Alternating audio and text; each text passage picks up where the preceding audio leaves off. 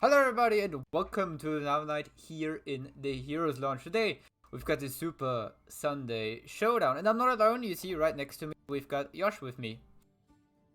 Pico, yeah, it's me, Yash, your favorite moderator of r/Heroes of the Circle joke. We are here today with a Division 3 match between not even Klaus and Vacation in Purgatory. Yes. New season, first game for both of those teams who have been veterans of Division 3 for quite some time. It was interesting. Yes, and first of all let's have a short look at the map draft from both teams, as we have of course a little bit of a changed map pool this season. We have Brexis in and Garden of Terror out after voting from the captains. And update, we see the bans as we see Cursed Hollow and Sky Temple being removed by Vacation Purgatory. And not even Klaus decided to ban out Tomb of the Spider Queen, Dragonshy, and Sky Temple again. Yes. Our first map for tonight will be Brexis Holdout. What are your opinions about this new addition to launch rotation? I mean, I personally, especially with my own team, I played really good Brexis game because it's, a few different approaches to Brexis, of course. Like the Freeman in bottom was also back in the days with the old Tassada, like Tassada Tracer top lane, like those shenanigans. There are a few different approaches to this map. I really have to say I enjoyed to play it. I'll be honest, Brexis Holdout was probably the map that got my interest in amateur Heroes of the Storm picking, and was probably the reason why I joined Heroes Launch in the first place. Listening to calls that Team Russia made in the late game on this map was a pretty interesting experience.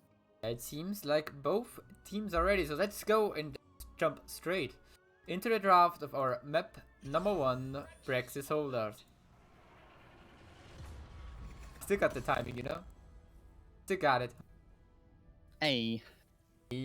And, of course, as every game, exclamation mark bet A if you think not even Klaus will win this series. Exclamation mark bet A and the number of points you want to bet on them. Or exclamation mark bet B and the number of points you want to bet on Vacation Purgatory to the right side in red. We have here. I mean, standard picks / bans for Vacation for Brexis Holdout, I guess, is the Rexar. Because of the point control, top lane, he can clear it away if he can hold the point both at the same time.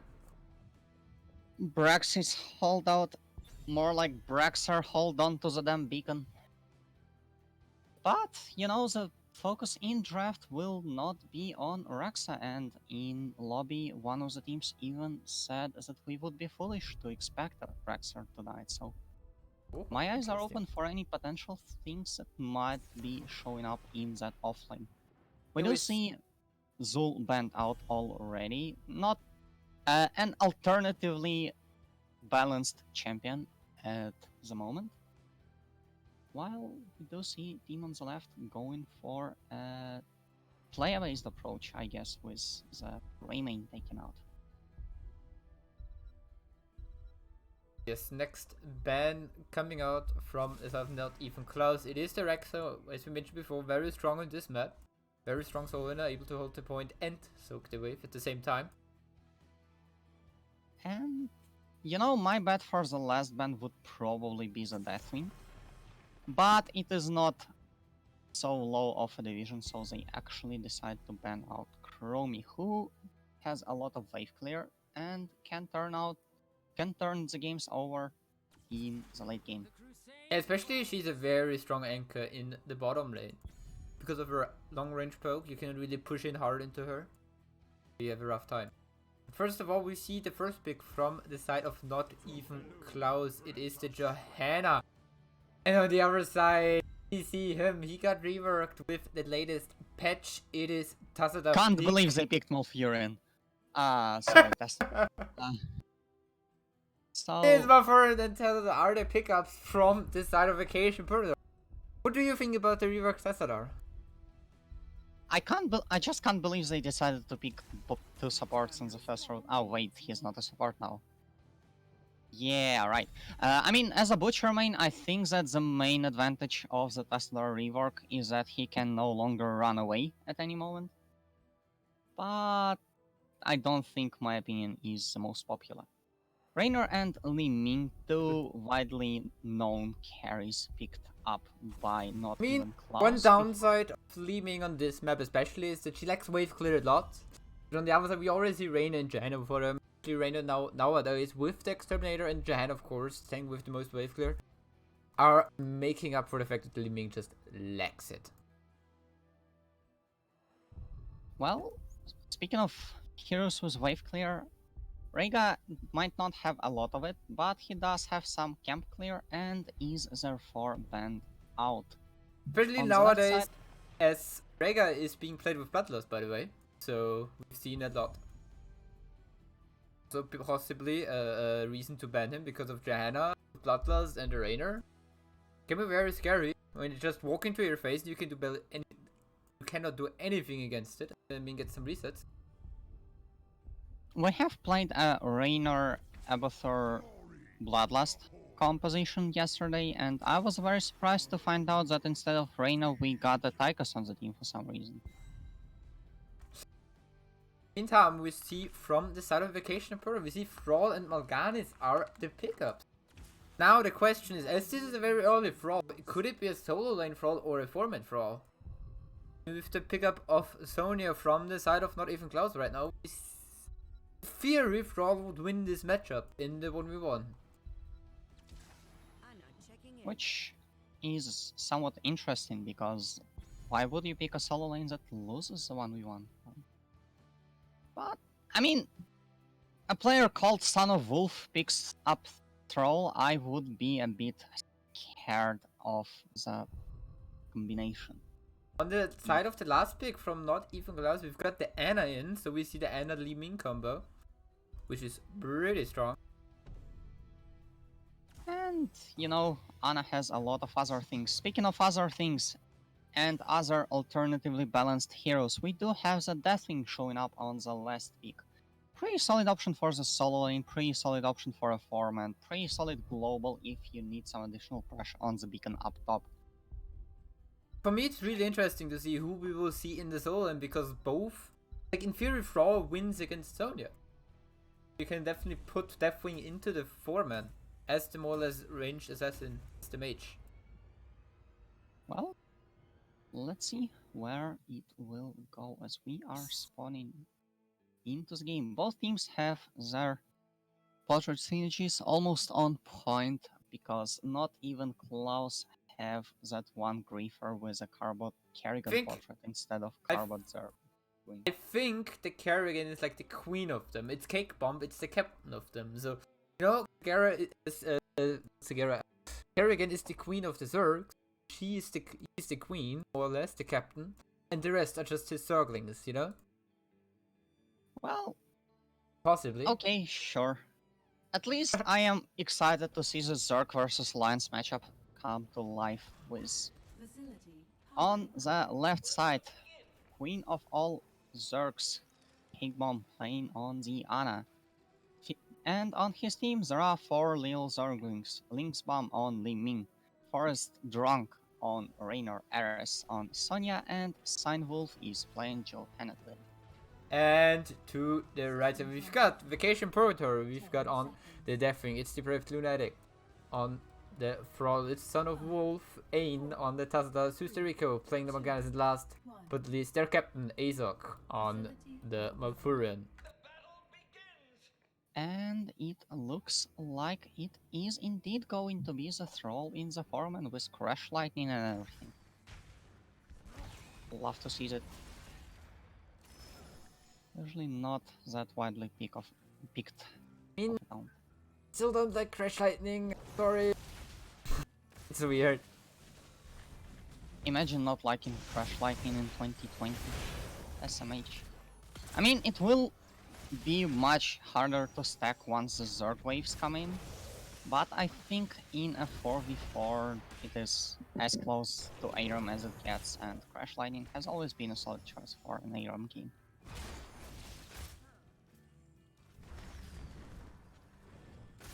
In the top lane, I mean, I think Deathwing, I don't know. Like, Deathwing loses in the wave because only he can heal her up a lot, but I don't know. Well, I think losing the clear versus Sonya is interesting, but then again, it is a Sonya in the offlane. She has a somewhat good of a clear, and I think the main reason of the Deathwing in the solo lane is to just hold on to the beacon, which I think he would do a much better job. From level 4, Deathwing will start to be stronger with the heat wave coming in. For now, we've got Jimmy in the top lane, so he's taking this point for now. This means we have only 3 members, 4 inside of not even Klaus in the bottom lane. And that is usually how you play Braxis holdout. Can't win the offlane, ask your team to help, and the team will come in and win the offlane for you. Now, only thing that Iris has to do is just hold on to the beacon, which is supposedly much easier. The only downside is that bot lane is now playing 3-4, which does allow Vacation in Purgatory to get an easy beacon for themselves, and we are at a standstill. Looking at level 1 tones, we see Force Armor for Liming, which is usually played when you go Orb build. Don't really see a reason on the side of Vacation Purgatory to take it. Yeah, we see Johanna in a little bit of trouble, but Morgana is also dropping quite low. Looks like both are just walking out there. And in the end, we do see that both sides hold on to their respective beacons. The only difference in positioning that I see so far is that Sonya decided to steal a siege camp, while Deathwing decided to fly high up and drop on the foreman, I would imagine. Thank you for the raid, by the way, Tylon.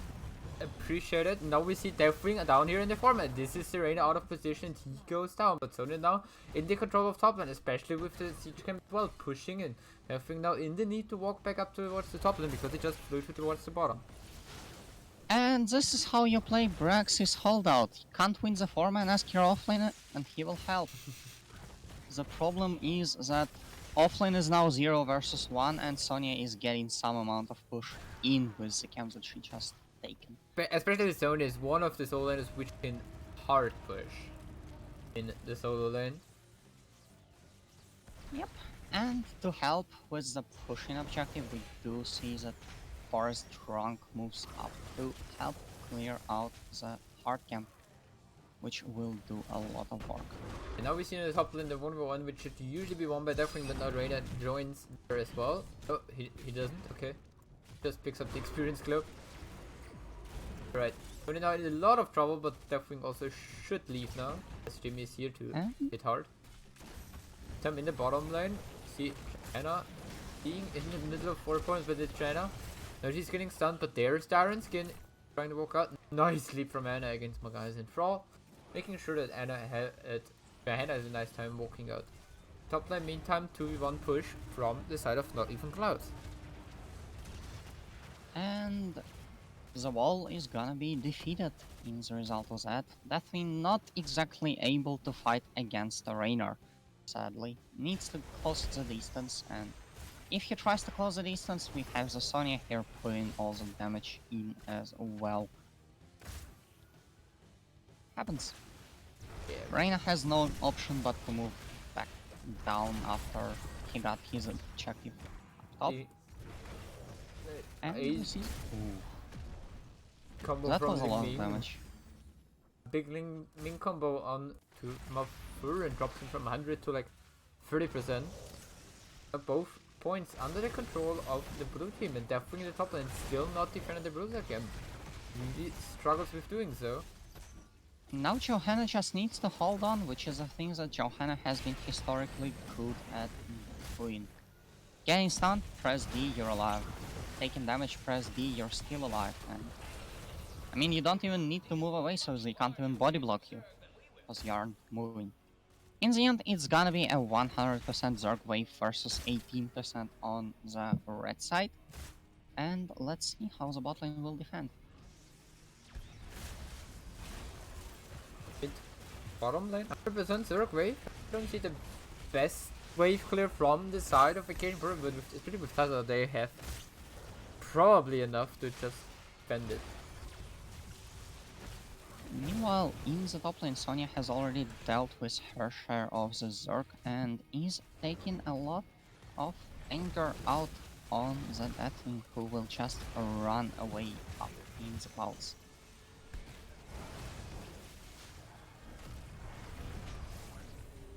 Bottom defended as well now, but the Ford taking massive amount of damage. Down to very little health. Like 1/10.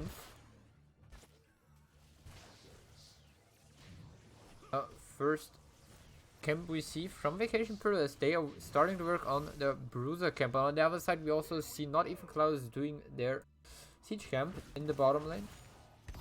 And it's actually rather interesting because I don't think people take camps on this map as much as they should, especially in lower divisions where the gameplay is not that refined.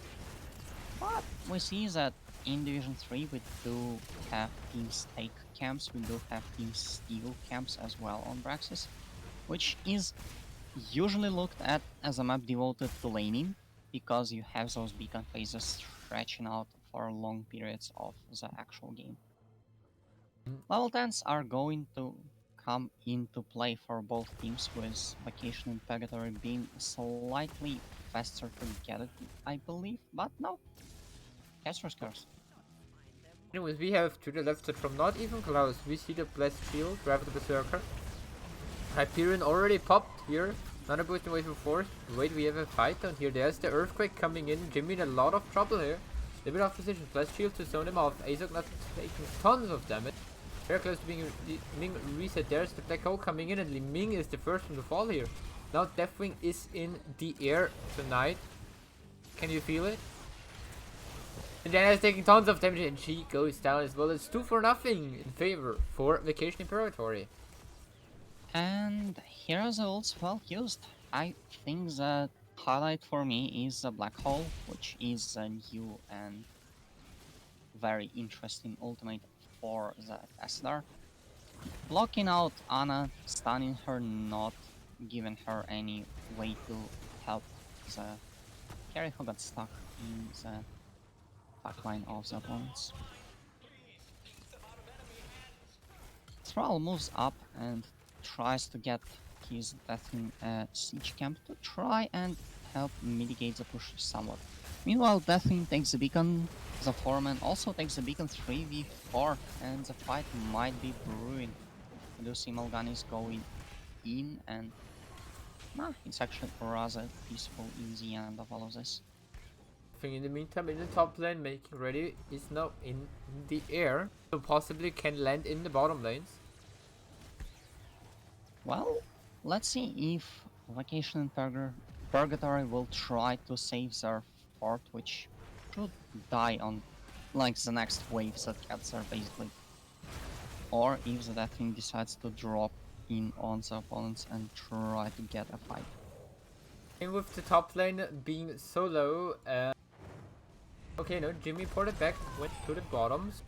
Deathwing is alone in the 1-1 again in the top lane, but now he's got Wrath off the Berserker popped from Sonya, and she's just hitting this dragon hard. It's hitting him fast. In the meantime, we've got a fight in the bottom lane. Morgana is dropping quite low. A lot of ultimates used, their nano boost as well, but there's a big Q from Zelda Li Ming down to 200 HP. Some Ana healing is able to blink out. Morgana, he's fine. And Tesla keeps stacking on his level 1 quest. Another engage from Mal'Ganis will take the life away from Reynard. So that is a very nice dive in from the vampire. So yeah, I was starting to speak about stacking quests. We do have Crash Lightning still on 24, though I believe he has 6 stacks to go. And Tesla already on 136 damage on the extra damage on the Q, which is rather solid in my opinion. In the meantime, we also have 0 stacks and stuff too, because it's only 1 stack you can do.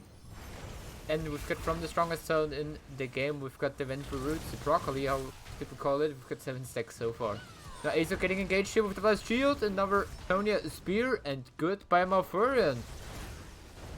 Yeah, but the engages continue with the Cataclysm used as well as the Black Hole. Mal'Ganis is dead, but Ana is traded for him. Tenet uses escape routes to escape, while the Deathling is killed by the rest of the blue team. Pretty nice engage from the side of not even Klaus. Grants them the bot beacon as well. The only issue is that top beacon is not captured and therefore they aren't getting any progress, but RS is here to fix that one. Sonya really doing good in the zone against Deathwing. I really think they would have needed to patrol there. I mean, I'll be honest, I really doubt that either Thrall or Deathwing will actually do good in the solo lane, and I would imagine Vacation and Purgatory are just banking on the global ability of the Deathwing and his potential to make plays. Thrall with the green talent on low 1 wins the 1v1 actually against Sonya. On the point and in the wave, so. Alright. Bottom point for now, controlled back by Vacation Bird. Now Sonya is rotating in from the side, gets the spear, Thrall goes down, that's a reset, and the Ming is able to finish off Mal'Ganis as well. It's number 2 kills for the side of not even Klaus. Really starting to get those kills, and with the Sonya rotations and then Ming with the reset able to capitalize on it even more. And it looks like the game might finally be broken, as they do get an advantage of an entire level on them. They do get an amount of capture percentage, and they also get the boss, which their opponents do not even scout. Well, they do now, but it is somewhat late. I think now in a little bit of trouble, gets speared by Sonya. Also scouts out that they're doing their siege camp. And now with level 6 advantage on the side of not even Klaus. Vacation player really wants to stay back and wait until they're on level 16. But in the meantime, not even Klaus already starting to work on Beacon Progress. Or up to 50%, but now with the boss, they maybe try to push in top lane. Because it's not only the boss, it's also the siege camp right behind it. And a little bit behind that, we've got Min Wave coming up as well. And that's how you play Broxys, really. You start winning the lanes and you just continue giving your opponents choices which will turn out badly for them either way. In this case, we do see that Deathwing prefers to drop on the Sonya and try to stop the beacon progress instead of helping his team. But I don't think he will be able to force the Sonya out and actually loses 2 plates in the process. Now that boss is gonna be assisted by Zergwave in like 20 seconds. Meantime, we saw a lot of damage onto Joanna. She was able to barely get out with her iron skin. Boss is taken down, but they keep down to half health. The Hyperion immediately dropped here from Raynor. And here they are, the first little banelings. Just a preview of the Avalanche. Cataclysm is up for Deathwing, so you will probably fly in there. Yes, here we go. Crash Lightning now also finally completed. Landing in the middle. Immediately dropping his elemental plating. Having the fountain as well, and the heat is down. It is actually interesting because Crash Lightning, when completed, does allow you to have a much bigger amount of pressure on the opponent's team during the Zerg waves. But during the Zerg waves, the things that you want to focus on are the Zerg waves themselves, and that after completing Crash Lightning, he's not exactly able to do it. Anyways, Zerg waves will now be cleared. The only casualty here was the keep of Vacation in Purgatory. And both teams are going around trying to look for some camps to take. Not even Klaus will find their camps to be alive, because, well, no one took them. And takes them. So, here's that. Now we have the siege, both camps from the part of Nordic Klaus running down the lanes. They're looking at the bottom right now, maybe trying to get a kill and get the keep. Not even Klaus, not even trying to actually fight, not trying to win the fight, but just showing their presence here and getting the Bruiser Camp in position for then maybe trying to trap the opponents, maybe trying to push in onto the core, which is quite open from the top lane, or just try to rotate and take bottom lane while their opponents are not looking. We do see Sonya taking the damage. It is a bit harder to do now that armor reduction is in place, but the towers will still fall too quickly to do a lot of lasting damage. Pyramid also do a little bit of damage towards the keep, and with this they get closer to level 20. And right now the game plan for Not Even Klaus looks like it is just to get 20 first of all and then look for a fight again. Trading really safely around, not trying to not give your opponents any fight here right now. Just playing safe, making sure you take the experience up, get close to level 20. And then with the level 20 advantage, try to look for a fight. If they have taken down both forts and the top keep, the waves for them are stronger because they have a catapult. So they will push out really far, and we see it in the top lane, we've got 2 catapults on the core right now. In the bottom lane also one catapult on the closing into the fort. Which does force the entire 3-man of Vacation in Purgatory to back, and Mal'Ganis here tries to take the beacon but is forced to use Carrion Swarm to try and keep himself alive instead.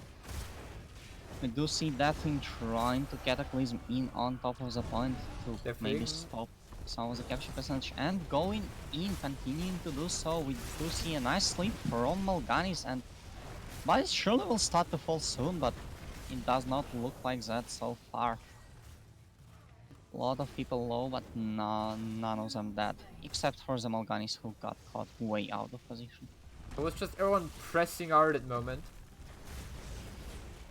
I've got Deathwing in the air, and they know they're really not really allowed to give up the bottom point. But they have to because Mal'Ganis is dead right now, so they're trying to rotate towards the top lane. Take top lane back. And more importantly, we have another wave crashing with the core, which Deathwing is forced to drop to try and defend. The boss respawns once again, which is a pretty easy target to choose by the team who is winning. And with that boss, Not Even Klaus will actually get their level 20, which they can use to, first of all, get the Zerg wave in, and second of all, push in for them. Let's see how. Boss now going down the bottom lane, so will the Zerg waves, which are about to spawn. We already up at 90% for the side of Not Even Klaus on the Zerg wave. We see the flank from Sonya on to Tazadar, and he's taking tons of damage. Speaking of tons of damage, this core, this keep is not gonna be feeling well soon, and it is already at half HP. We do see that the tank line of Vacation Purgatory does somewhat well in blocking skill shots, but unfortunately boss's attacks are auto attacks and not that easy to catch for someone else. Now going at the core, there's the Cataclysm, boss at half health, there's the Earthquake, big con, them there's the Black Hole as well, but Deathwing is the only one to fall so far. This gives Liming a reset, so Sariko very low, that's reset number 2 for Liming, core at 50%, popping, third kill, and the core goes down before anyone else dies. It is GG. This game number 1 goes over to Not Even Klaus. And yeah, this is actually a rather interesting play from the Deathwing. I like the idea of trying to just Cataclysm the Zerg wave. But unfortunately, while he was charging in, he ate like all of the banelings on his way there, and therefore lost like 3/4 of his HP, which made him a really easy target for Zorena right afterwards.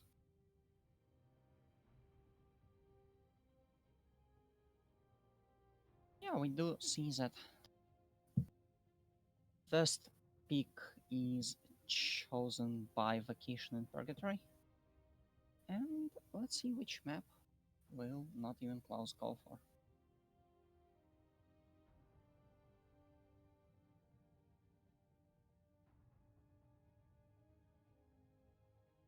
Not sure.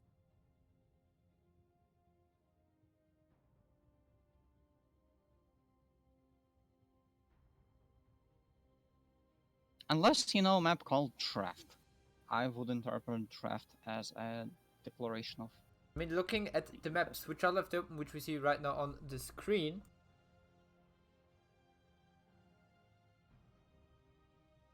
Give me a second. Not even Klaus won the map on Braxis. We have still left open Ultrac Pass, Battlefield of Eternity, Infernal Shrines, Towers of Doom, and Volskaya Foundry. I mean, let's be honest, we have a problem when trying to look at what map the teams will try to go for next, because Braxis holdout is very similar to Dragonshy, and unfortunately Dragonshy is banned out already. Not even Klaus won the first map on Braxis, and they have decided to ban out the Spider Queen, which is a very fight heavy map and a very small map. So that might clue me into thinking that they want to go for something larger, for example, some kind of Infernal Shrines for.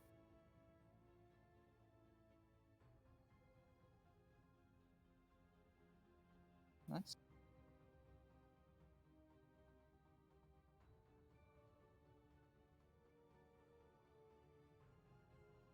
We will see. Yeah, I mean, looking at what they did so far, very good this game. Really playing those team fights. So I think Battlefield of Eternity would be a good pick for it. Same goes for Ultrac Pass, as he's also kind of similar in some ways to Braxis Holdout. yeah, might be. I mean, looking at the maps which are still left open and which were banned, I would say most more macro and heavy rotation maps are removed. From two of the wave clearers, Sky Temple, Cursed Hollow being very necessary to play good macro, and also Dragonshire with the rotations and stuff. And let me remind you, Sky Temple is banned out by both teams, as that not the most liked map by either side, and therefore I think it would be hard to imagine either team playing map which is that macro intense. We already got the map pick in from the side of not even Klaus. Is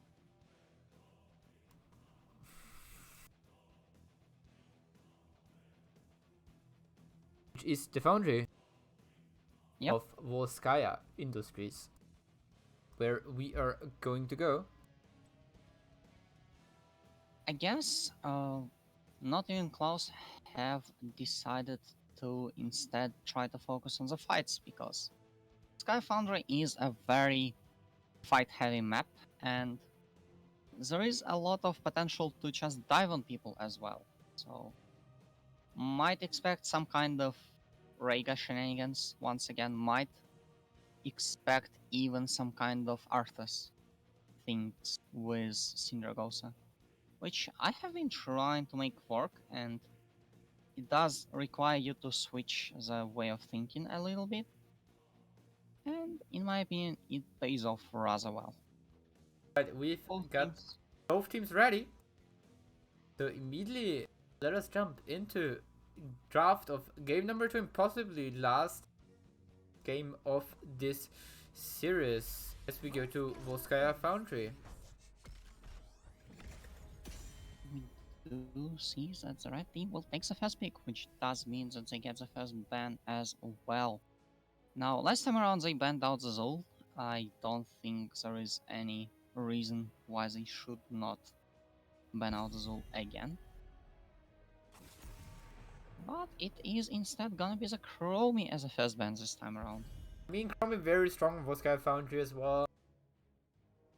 A lot of AoE control, a lot I mean, of... if I would be on the side of a Game Computer, I would not expect the Chromie ban, actually. Because some people may know Azog and he's Lily main. Lily has the best cleanse in the game right now, so why would you care about Chromie? And the Lily can provide some damage, can provide some utility, but I don't think you actually want to ban out the Greymane if you are trying to go for Lily, because Greymane is an auto-attack assassin, the very thing which Lily is supposed to be good against. Klaus banning Speaking out of, the Rayman VIP, removing the Rega, and of course we're betting setup again, so if you think not even Klaus will win game number 2 and close out the series, exclamation mark bet A in the number of points you want to bet on, or exclamation mark bet B if you think Vacation Forever is able to come back into this game and bring us towards game number 3 in this series.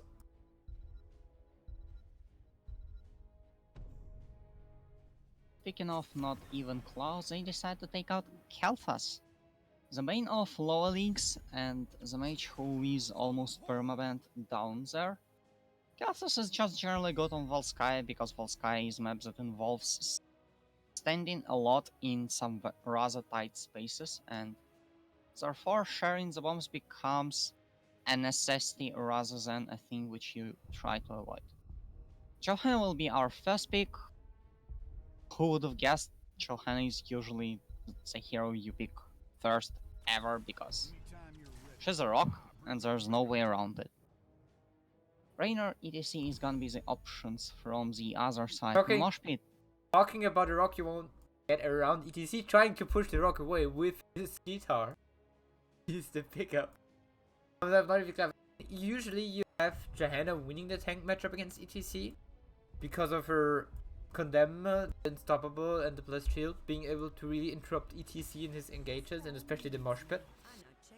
You know what matchup doesn't Johanna win versus EDC is the offlane matchup, because stage dive might be a thing that's going to happen. I personally don't think it will, but it is still important to remember nonetheless. Unalimin is a tried and tested combo which will show up on the side of Vacation in Purgatory in this draft. One interesting thing to say is that Azelock usually plays Eye of Horus on Anna and does not go for an Anna boost. But in this case, with the limiting, I think he will still go for it. I'm not sure though. Azelock used to mainly only play Eye of Horus. Samu, can you please not? I have just casted a Division 7 game the day before yesterday, where exactly that happened. It was painful. Like, eek. Anyways, we do have the third bands, and we do see the Thrall band out. Not the things that I would have expected, but I think not even Klaus are way more comfortable against the Deathwing, or even trying to pick him themselves. No, instead it's gonna be the Malfurion and the Leoric. And especially meanwhile, with the Leoric, you already have the first counter against the possible Deathwing pick again. Leoric is, I would say, the strongest hero against Deathwing right now, because of his entomb, force him to use Cataclysm to escape, and also his percentage damage off the train is really annoying for Deathwing. Meanwhile, on the right side of life, we do see Sylvanas and Imperius picked up, and they decided to ban Jaina out for good measure, because some of those ring into mosh combos can be pretty disgusting. When we look at the matchup in the Soul Lane right now in this game, it will be very likely Leoric against Imperius. And looking at it straight up, 1v1, Imperius wins this at level 4 if he goes for the Globe Talon. And on the other side, Leoric just out clears him in terms of wave, can just easily outmacro him by rotating towards the mid lane, helping his team out there a lot. Speaking about helping his team, we do have the Zarya on a last pick, providing a lot of shielding. Usually, at least in lower divisions, if you see a shield, you click on it, and therefore you give Zarya energy, so it's not that rare for me to see a full energy Zarya running around, lasering people down to ashes. Let's see if this game on the Russian map will be as lucky for the Russian woman picked up on the last pick. I mean, it's an Overwatch map. We have more Overwatch heroes on the side of not even... Oh, wait, we have even the exact same amount of Overwatch heroes on both sides. so it's an Well, even then matchup. we can expect an even matchup. Anyways, on the right side, trying to fight for that game 3, we do have Azok533 on Anna, Son of Wolf playing Sylvanas, Ain on Li Ming, Zuto Rico on Johanna, and uh, Depraved Lunatic on Imperius. And they are vacation in Purgatory. To the left side, we've got not even Klaus. We've got Cakebong on my phone. He wants us to report him for the wrong mount because he is on the gingerbread. And we've got Bam on the Zarya Forest Drunk playing the Jimmy Cinewolf on the ETC. And last but not least, it's Ares cleaning up on the Janitor Leoric. And yeah, going to be a slow start usually. Let's see. People are starting to talk about mounts, and this conversation is really quickly becoming uncomfortable. So I need a distraction. What do I have? I mean, looking at talents so far, we've got Brockrock from the side of ETC. Pretty standard, helping his team staying in those long fights. Good Exterminator Rainer, of course, for the fast camp clear and stuff. He's not that good though in terms of hero damage, so he's not so strong in the point with zone 1 talent. There's a big anti-healing grenade on to ETC. Also got Consume Vitality from Lyric. Gives him a little bit of a hard time sustaining in the 1v1 on the solo lane. Makes him even more scary in the team fights later on. It's actually rather fair. And there was a point which I wanted to mention is the Zarya versus Ana matchup, because Zarya's shield's notably not reduced by the grenade, which could make saving people In much the meantime, easier. as we hit the 1 minute mark, we saw already Forest Drunk going to the turret of not even Klaus and taking this one. And on the other side, Vacation Pro not yet went to their turret. The one thing you often see in the higher league play, when someone goes late to his turret, the other team just goes and takes the healing item. But we don't see it yet, as Jimmy is just working on the siege camp for the side of not even Klaus. You really want to delay this one as well. Yeah, here we see it because of the point. It wants to delay it later on. So during the first objective, the siege camp can push in the top lane. We also see Sylvanas meantime taking the turret camp for the side of Vacation Purgatory. And fourth camp. So, alright. They try to take it, but quickly realize that there are other matters to attend to, as the entire 5-man of not even Klaus actually moves mid and tries to get something. Will not succeed at that one. This is exactly the thing I said earlier with Lyric. With his superior wave click compared to Imperius, he was just able to rotate to the mid lane and help his team. In the meantime, he did not even lose Soak in the bottom lane. Meanwhile, level 4, we don't see Triumvirate on Li Ming, which makes me hopeful, because that usually does mean that our build is not happening. We also see more wave clear from the Leoric on his level 4. Sadly, no Broccoli, but the healing reduction on Malfurion might do some things as well. Also, we see the wave clear talent from the side of Sylvanas going for Unsimple Poison, Merc Queen, which would in theory empower the turrets when you place them. Lunatic here on the point in the 1v1 against Lyric, losing it. And we also see both teams right now fighting for the support camp. And with level 7s in for both teams, big condemn, is dropping low, and is going down. That's first reset for Li Ming, and now Bam dropping low, but he's staying alive. In the meantime, we see Pyrrhus falling. It's a 1-for-1 trade, and the healing item goes over towards the side of Vacation Purgatory, and both teams also used their turret. On this side of not even Klaus, we see their turret back up in 5 seconds. On the other side, we still see 40 seconds on the turret of Vacation Purgatory. And Vacation Purgatory now have to defend versus the siege camp that was taken ages ago by not even Klaus, which does allow not even Klaus to first of all take up their turret and get some advantage for the fight that's going to happen soon. Second of all, take the objective for which the fight will happen soon. We are already at 50% of capture, and with those raids, they don't need to wait much longer.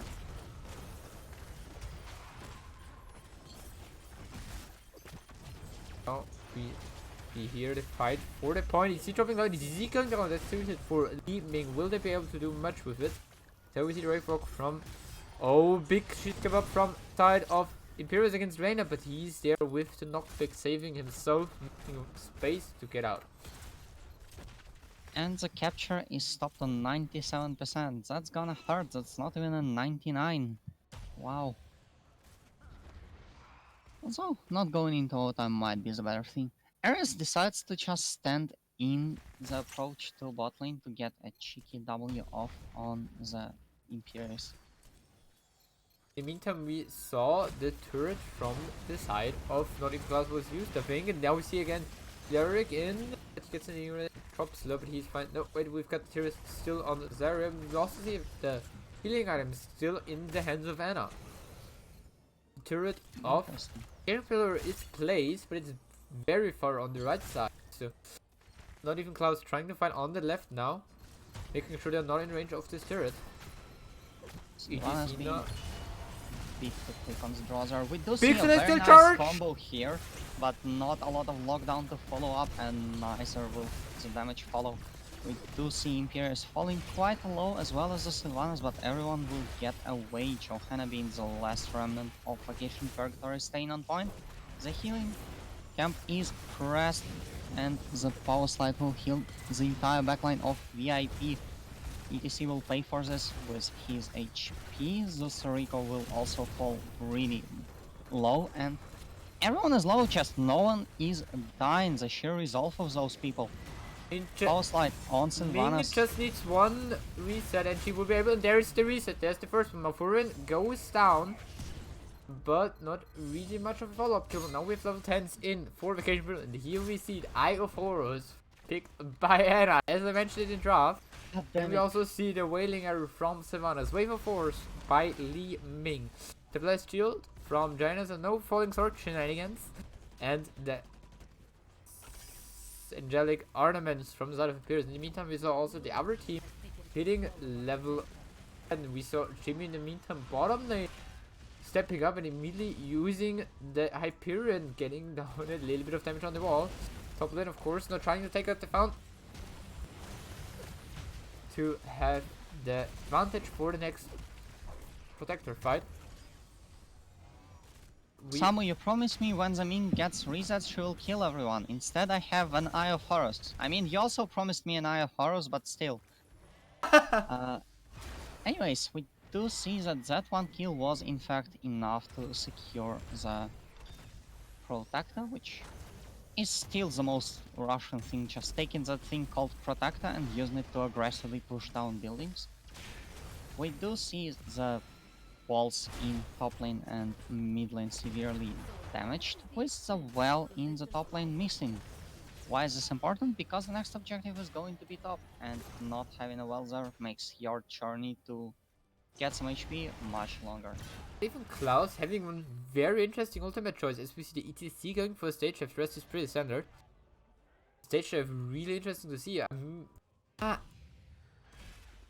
sure. I'm not sure about stage shift. I don't think that Mosh Pit would have worked versus Johanna, Veiling Arrow, Wave of Force, and Anna with her Sleeping Darts. Like, Mosh Pit can be a good thing, but when you need to hit 5 people, you're not going to hit 5 people in the game. I mean, it's always a thing. A lot of people, I think, misunderstand a little bit of Mosh. This Mosh Pit is an amazing team for the ultimate. If you get 5 men into Mosh Pit, big. So that's the charge there. Blessed Shield barely missed. Wailing Arrow also used. On the other side, we only see the Wailing Arrow, the explosion zone from the side of Zarya. This see Kimper not working on the support, and they immediately take it as well. The Blast Shield missing is going to hurt, but Zusariko is trying to make the best of the situation that he is in, moving into 4 people. The sleep will connect with 3 but Vacation of Purgatory were looking to drop the charges, which they will do now. Big sleep darts coming out there from there now. I think a lot of people underestimate the power of Mosh Pit. Just the existence of it makes your opponent always keep at least one interrupt ready for it. But also when you like two people in a rotation, mosh them, get 2 kills, it also gives you a massive advantage. This is one of the reasons why Mosh Pit is nearly always the better talent as a main tank. Imagine being the main tank in 2020, so we do see that not even Klaus are attempting some kind of bush gank, but I don't think that was rather successful. Instead, they will just drop down and try and get rid of that fort as quickly as possible. Lost the first one. Oh, big. Does it charge? Yes, the shield missed again. Second person on the side on Anna. Anna now in tons of trouble, but she's dropping the healing item and she's getting out very fine. Now Lyric is the first one to fall. That is the reason for Liming. There we see the speed shield on ETC and he's walking away in this team while being sniped by Eye of Horus. And Eye of Horus provides enough value to get a kill, and I still don't believe that I'm saying this. Are you sure it was Eye of Horus who gave them the kill? Look, was Eye of Horus picked? Imagine Did having Leoric die? Imagine having Nanago's there in the mid popping off. Anyways, we see the counter aggression in the top lane. Now Vacation Pro using the Sylvana straight pushing down the keep. Wood 2. And not even Klaus are so surprised by that maneuver that nothing else but all chat messages come out from them. The forts will be exchanged for each other, but we do see that the capture percentage by VIP is getting rather high. I also see Vacation Pro getting closer to level 16. While we saw on the side of not even Klaus, they're taking turret camp off their opponents and push down the bottom fort, so 1-for-1 fort trade. But still early level 16 for his Vacation Purgatory. Now we've got Imperius still in the top lane here, standing on the point. Holding it for now. Overtime starts ticking, that might be important as we do see the Q hit on ETC as well as the Wayland arrow, but Oh, they're waiting arrow all there. we see is team on the left running away and the protector chasing after them. Johanna porting back. Alright, okay, that was wild. Because the new bots always just when someone disconnects just ports back, so I thought it was disconnecting for a second. But no, and now we see the protector going a really risky route. Really sacrificing tons of his hit point and now only going for the fountain down here. Taking tons of damage, and protector is about to be destroyed. Field is a very bad protector from the certification of Purgatory. I mean, yes, they got the fountain, but completely inted in all of the HP of the protector. Wait for Jaina pushing out the wave, and then push in with the wave together as a 5-man. Not run in with the protector against 5 people, destroy the side wall and just take the fountain down. It's not how you play with Sky Foundry, guys. Chief, I'll be honest, if I was able to destroy one structure of the map, I would have destroyed core. But the core is not available to get destroyed, so I think the well is good enough. Power slide onto Imperius. Imperius had a lot of trouble. There's the damage on ETC. He goes down, and that is the first kill in this fight. And the team even falls back now. And there's the mosh pit not working out, and there is stage dive not working out either because he was actually killed mid-channel. Mosh pit was picked, ETC, sorry, stage dive was picked, ETC died, so I guess it was the wrong choice, right? That's how it works. Yeah, Leoric was picked, Leoric has died, so... But Leoric is supposed to die, it's getting trade value, dude. Imagine getting trade value. Alright, we've got in the meantime the red team taking their turret camp.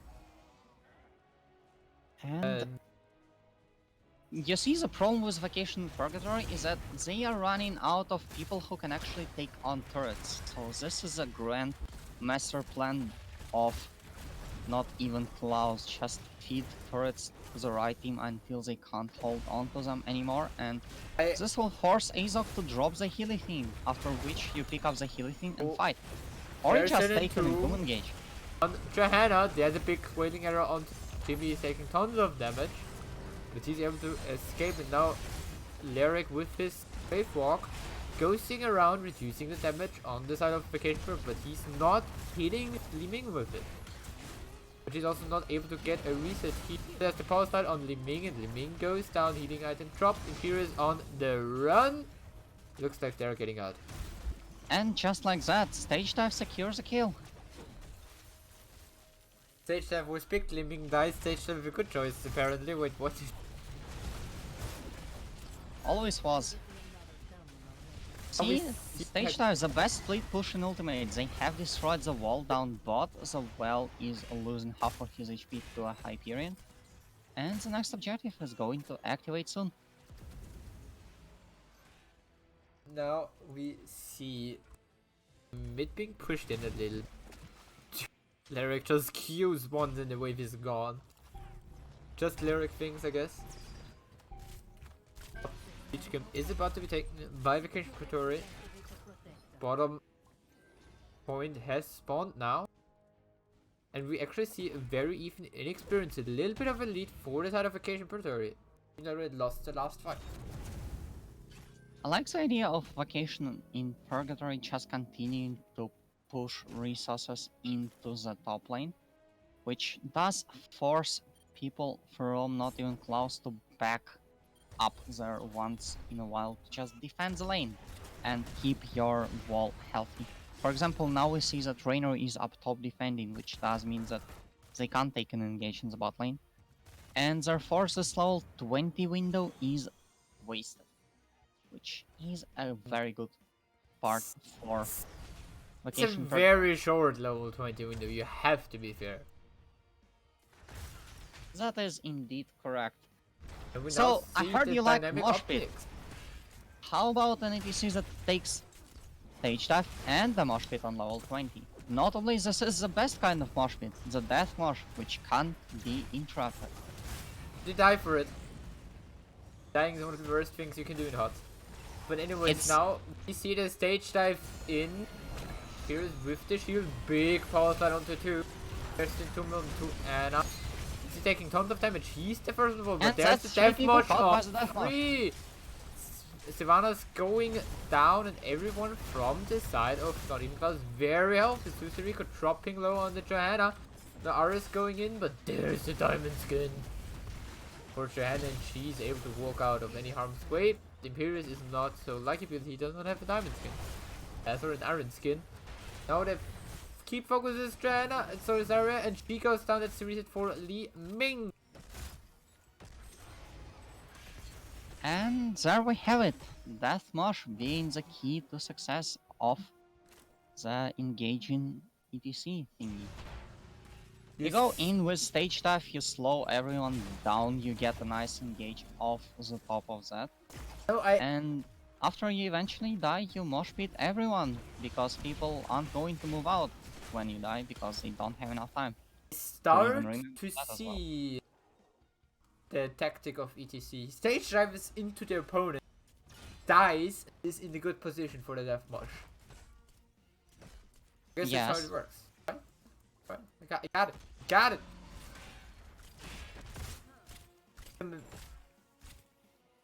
It's not about how much you die, it's about how many resources do you lose when you die, and Death Mosh definitely makes it so you can gain resources by dying, which is the thing that Stage dying. Oh, nice repulsion from Li Ming to make sure Svan is not getting power split, but now we have Johanna in very big trouble there, boy. That is a Johanna. Iron skin, but you can still be body blocked. Still get body blocked. You still have 4 people body blocking, yes. Anyways, that's a 19-minute Triglav. That's gonna go straight through that keep. Yeah, the keep is pretty much dead. Just looking at the core, how much we'll send of it afterwards. Oh, big silence in 2 on 2. There's the Protector with the laser, and this looks like game. Ends the stage dive, ETC secures the kill on Imperius, Kappa Kappa. Anyways, we do see that the shielding is disappearing rather quickly, and so will the HP. The hand will push Raynor away, but it is not enough. This is game number 2. Going over towards Team in Blue. Not even And- close. It was not even close for them. Yes, I do acknowledge the existence of that one that you have just made. Yeah, this is a quick game. Rather easy one, I would say as well, even though there were some problems in the mid game. In the end, the superior ultimate on ETC has pulled them through Kappa.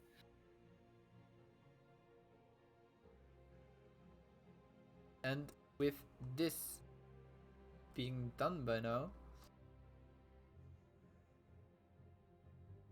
we are jumping soonish, hopefully, into the brawls with the staff members of Heroes Launch. We have those still up for the schedule today. I see.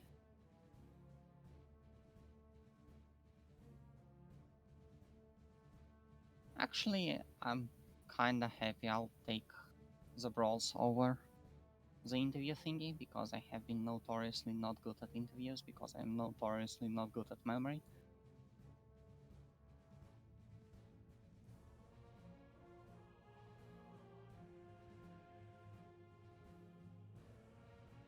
Alright, we're shortly heading over towards the start screen so I can prepare everything. We'll be right back with brawls from Hero staff members and the Patreon.